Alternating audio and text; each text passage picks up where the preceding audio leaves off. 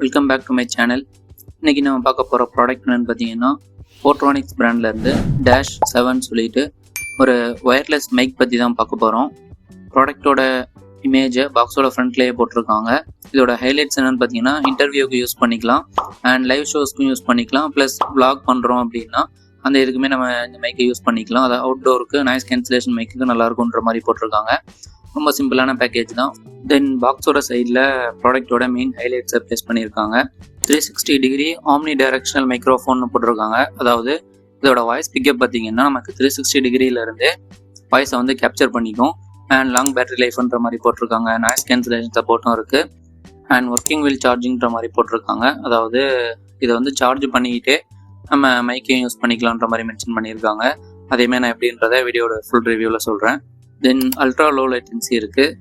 And 20 mm long distance receiver, அதாவது 20 metres வரைக்கும் நமக்கு லாங் டிஸ்டன்ஸ் வந்து இந்த ரிசீவர் வந்து கவர் பண்ணும். அண்ட் இதோட ஒயர்லெஸ் டிரான்ஸ்மிஷன் பார்த்தீங்கன்னாலும் 2.4 GHz தான் டிரான்ஸ்மிட் பண்ணும் இதோட டேட்டாவை. அண்ட் ஜஸ்ட்டு ப்ளக் அண்ட் ப்ளேன்ற மாதிரி மென்ஷன் பண்ணியிருக்காங்க. அதுவுமே ரொம்ப ஈஸியான ஸ்டெப்ஸ் தான். நம்ம இதுக்காக இந்த சாஃப்ட்வேர் டவுன்லோட் பண்ணுன்ற மாதிரி அவசியம் இல்லை. அண்ட் எந்த ப்ளகின்ஸுமே யூஸ் பண்ண தேவையில்லை. ஜஸ்ட்டு ப்ளக் பண்ணி இன்செர்ட் பண்ணி நம்ம வாய்ஸ் ரெக்கார்ட் பண்ண ஸ்டார்ட் பண்ணிக்கலாம். தென் பாக்ஸோட பேக் சைடில் பார்த்தீங்கன்னா 1 year வாரண்டின்றதை மென்ஷன் பண்ணியிருக்காங்க. அந்த வாரண்டிக்காக ரிஜிஸ்டர் பண்ணுறதுக்கான QRமே பிரிண்ட் பண்ணியிருக்காங்க. Then model name and MRP price பார்த்தீங்கன்னா 1999 போட்டிருக்காங்க. பட் இந்த ப்ரைஸ் இல்லை, நான் இதிலேருந்து ரொம்பவே ஒரு லோ ப்ரைஸில் தான் வாங்கியிருந்தேன்.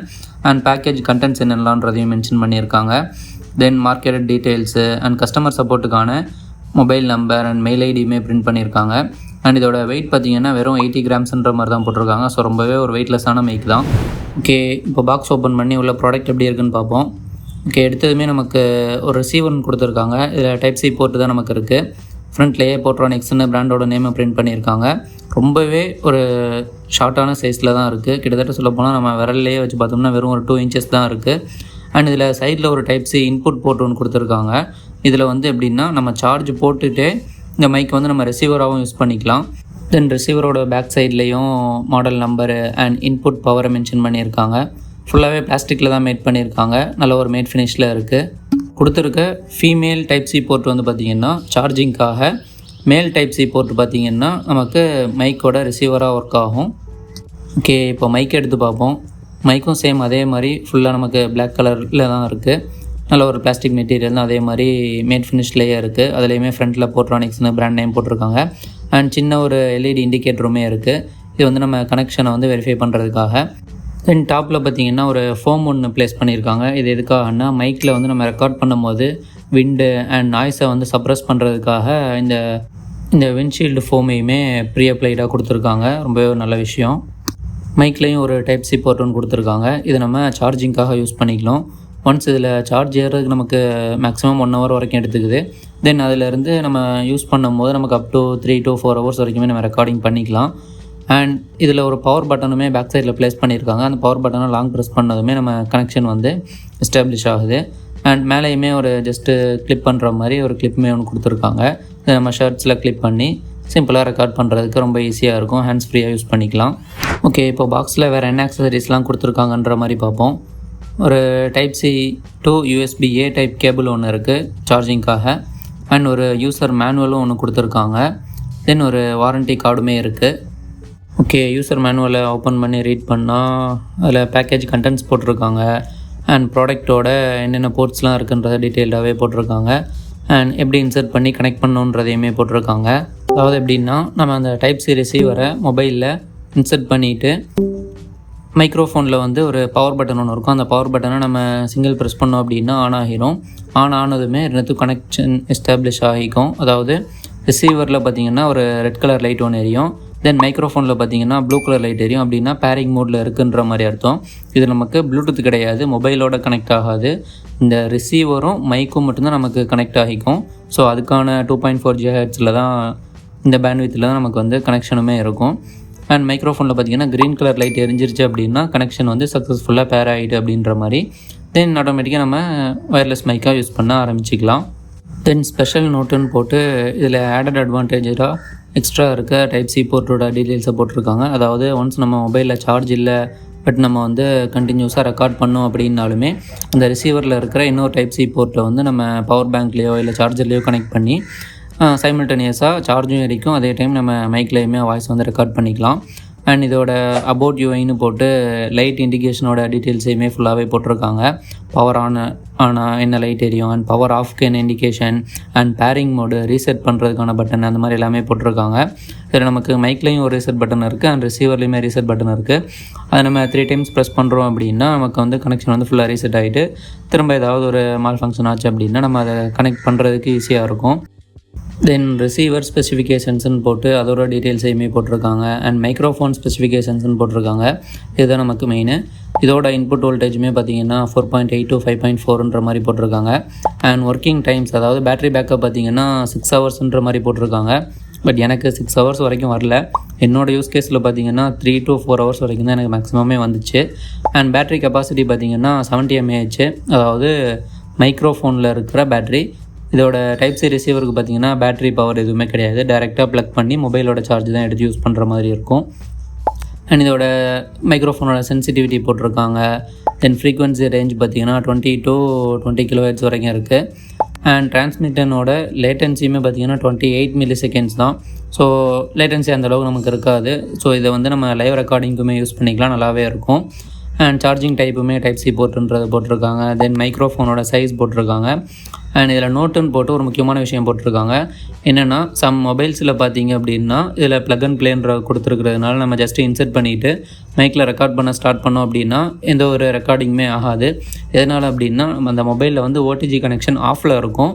ஸோ செட்டிங்ஸில் போயிட்டு நம்ம ஓடிஜி கனெக்ஷனை ஆன் பண்ணிவிட்டு நம்ம இதோட ரிசீவரை ப்ளக் பண்ணோம் அப்படின்னா நமக்கு வந்து எக்ஸ்டர்னல் மைக்ரோஃபோனில் ரெக்கார்ட் ஆக ஆரம்பிக்கும். ஸோ அப்படி யூஸ் பண்ணும்போது தான் இந்த மைக் யூஸ் பண்ண முடியும்.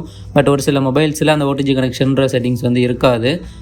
லைக் பார்த்திங்கன்னா சாம்சங், ஐஃபோன்ஸ் அதிலலாம் ஓடிஜி கனெக்ஷன்ற மாதிரி இருக்காது. ஜஸ்ட் நம்ம ப்ளக் பண்ணோம் அப்படின்னாலே ஆட்டோமேட்டிக்காக டிடெக்ட் ஆகிக்கும்.